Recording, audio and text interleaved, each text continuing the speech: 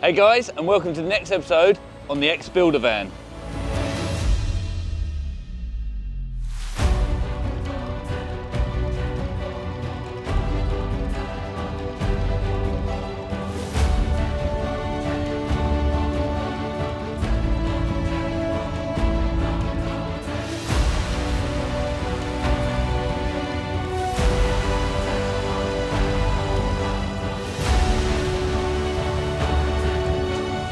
So, at this point, it's time to get on with the second row of seats.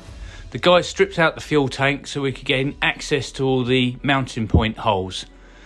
These are situated up just about here. You can see Volkswagen actually leave a little hole so you know where to drill through. There's a few of these underneath, so we need to work from the top with the mounting brackets as we're fitting a 2 and a 1 folding rear seat. You can see these are located throughout the floor, but you need the fuel tank out the way to gain access. It's easy to do this on the ramp. That's the fuel tank out the way. Rob gets on and drills the holes. So with the holes drilled, it's time to install these brackets. They're actually offset, so you need to get them around the right way. There we go, that's the right way, with the longer bit towards the back and the shorter bit at the front.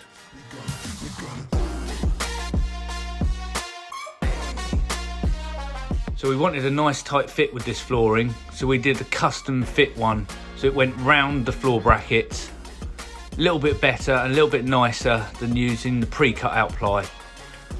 There we go, they're all in place now, and there's some nice gaps around it that we'll fill with the lino flooring when we stick that down.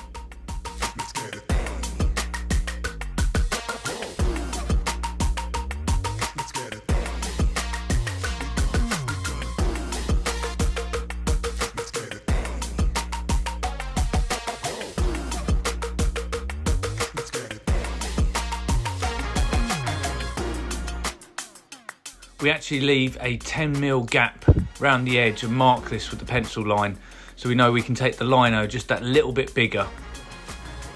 So, as you've seen, Clyde has made some good progress. We've got all the floor down now. We've put the windows in and done the trim right up to the windows rather than putting the knock-on trim. We've carpeted right up to the edge of the glass. It's got the flush fit glass on there as well from Transport HQ. That's all fitted in now.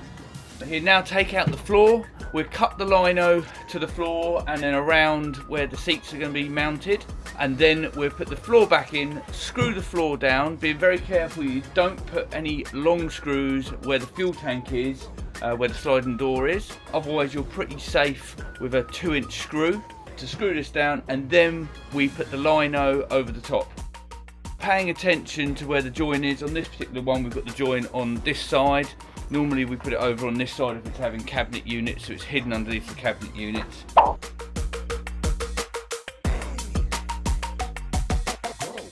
So we just got to put a filler piece between the join running along this side, and we should have a nice smooth floor right the way along. Obviously you've seen the mirrors have been fitted as well. The front fog lights and headlights from Transport HQ have been fitted, as well as the wheels and the Stance Plus suspension. Quite a lot going on this one. So anyway, yeah, I'll leave you with Clyde. We'll get some more done on the floor. I'll get that videoed as well, and you can see how we go about doing that.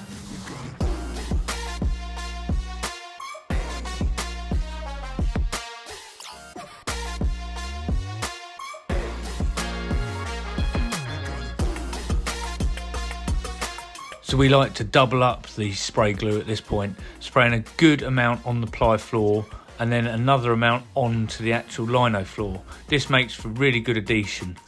You need to wait a few minutes to let this go off so it's just about tacky. We use this heat resistant spray glue.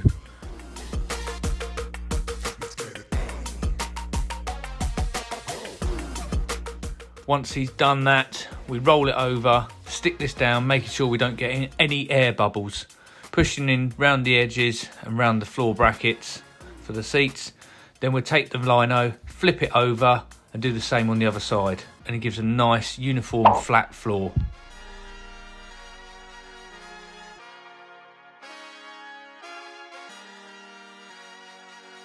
You can see here where we've screwed the floor down on the joint. Clyde actually runs a plane over it just to make sure that it's that extra smooth, level surface.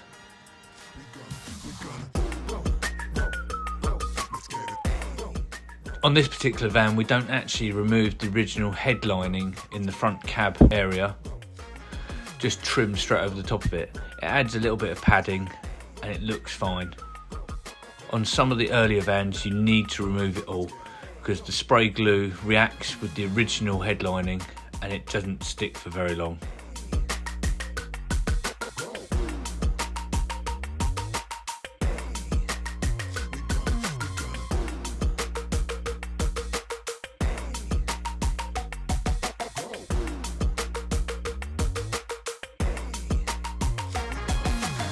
We work hard to get into all the nooks and crannies, and Clyde used this clever little tool just to push down and trim right up to the edge.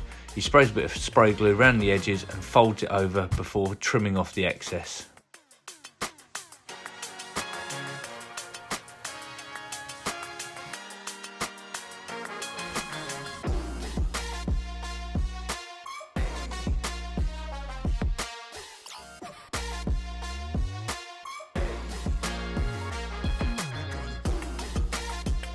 And there we have it, the finished headlining all in place and looking really smart.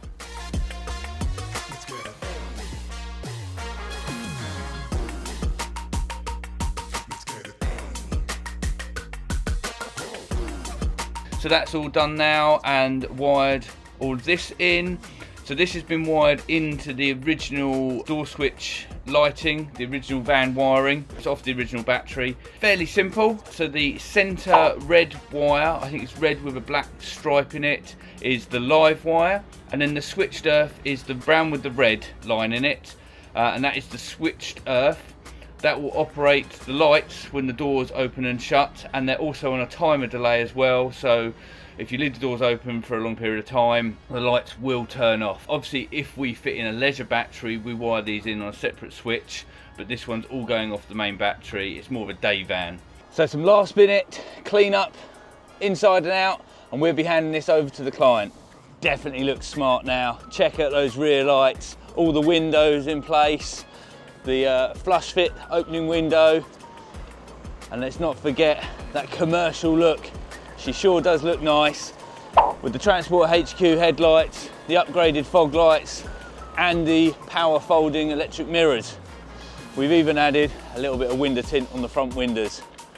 Definitely looks smart, and look where she's sitting, nice and low, just how we like it. Well guys, what do you reckon to that? Here's a before and here's after. Definitely can't get my head in there now.